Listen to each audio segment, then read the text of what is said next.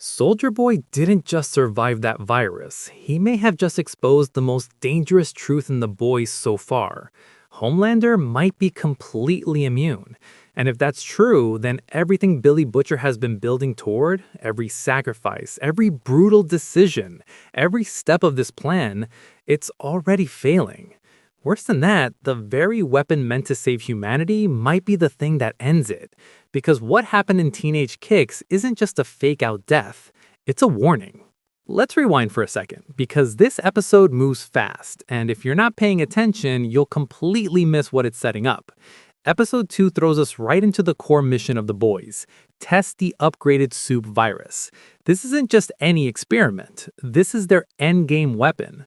The one thing they believe can finally level the playing field and kill Homelander. But they're not reckless. They need answers first. Can it actually kill powerful Supes? Can it spread? And most importantly, does it come with consequences they can't control? So they test it on Rock Hard, a member of Teenage Kicks, and immediately things go sideways. The virus works, at least on the surface. Rock Hard drops, Jet Streak goes down too. It looks brutal, efficient, final. And then Soldier Boy shows up. What follows feels like the moment everything escalates. There's tension, there's chaos, and then he dies. Just like that. The show wants you to believe it. It lingers just long enough for it to sink in. Soldier Boy, one of the most powerful, unpredictable forces in the entire series, is gone. But then comes the twist.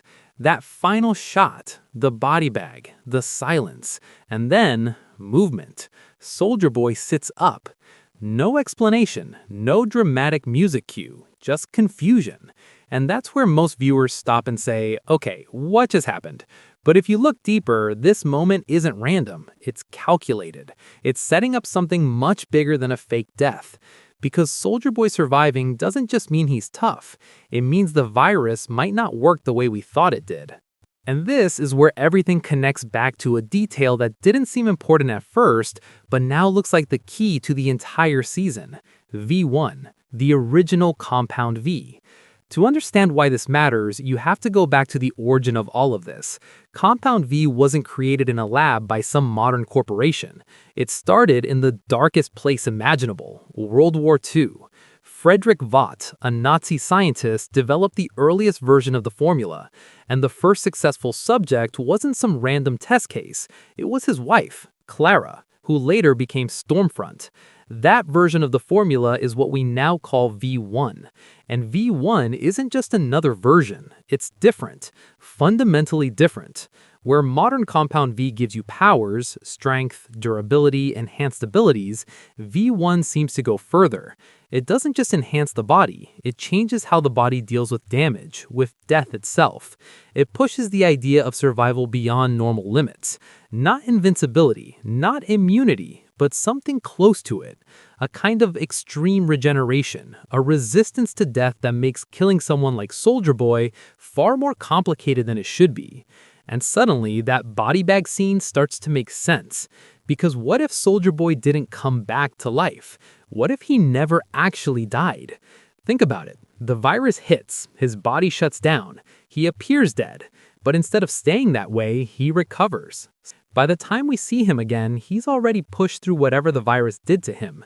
That's not resurrection, that's resistance, which means the virus didn't succeed. It stalled him, it weakened him, but it didn't finish the job. And that's terrifying. Because if the virus can't kill Soldier Boy, then you have to ask the next question, and this is where everything changes. What about Homelander? This is the part most people are overlooking, but it's the most important piece of the puzzle.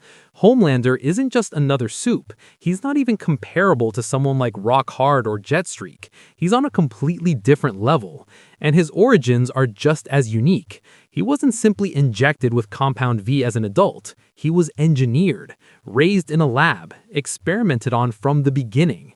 So what's actually in his system? If there's even a trace of V1 in Homelander, if his biology is even partially based on that original formula, then the implications are massive. Because it means the virus that killed lesser Supes might not even scratch him. It might slow him down, it might hurt him, but kill him? That's a completely different story. And now you start to see the real danger, because the boys think they have a weapon that can end this. They think they're getting closer. But what if they're not? What if they've completely misunderstood what they're up against? Soldier Boy surviving isn't just a twist, it's proof that their assumptions are wrong.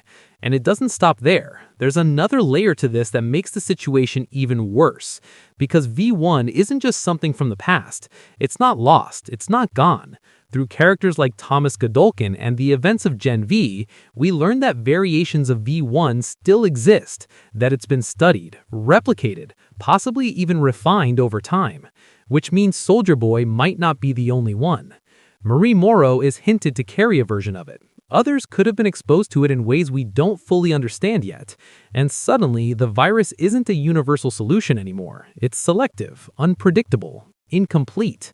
And that's where Billy Butcher becomes the most dangerous person in the story. Because Butcher doesn't accept failure. He doesn't pivot. He escalates.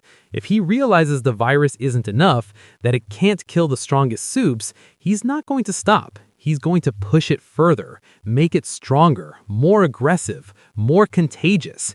He's going to turn it into something that can't fail. But that's exactly how things spiral out of control. The show already hints at this when they question whether the virus could spread to humans. Right now, it's a controlled weapon, targeted, experimental. But the more you modify something like that, the more unpredictable it becomes. One wrong change, one miscalculation, and suddenly it's not just killing Supes anymore. It's killing everything. And here's the real nightmare scenario. The Supes with V1 survive, while everyone else doesn't. Think about that for a second. Butcher creates a stronger version of the virus. It spreads. It wipes out standard Supes. It jumps to humans. And the only ones left standing are the very people he was trying to kill in the first place. Homelander, Soldier Boy, maybe a handful of others. That's not victory. That's extinction. And that's why this moment, Soldier Boy sitting up in that body bag, is so important. It's not just a shocking ending, it's the first crack in the plan, the first sign that this isn't going to go the way anyone expects. It also completely redefines Soldier Boy as a character. Up until now, he's been seen as powerful, yes, but still beatable, still human in a twisted, broken way. But if he's operating on something closer to V1, then he's something else entirely. Not just a weapon, but a relic of the original experiment. A version of a Supe that the modern world doesn't fully understand. And that makes him unpredictable in a way that even Homelander isn't. Homelander wants control. He wants to be loved, feared, worshipped. There's a structure to his madness. But Soldier Boy, he doesn't care about any of that. He doesn't need validation. He doesn't need approval. He exists on pure instinct, pure ego, pure chaos. Now, combine that mindset with a body that might not be killable in any conventional way, and you don't just have a problem. You have a problem with no clear solution.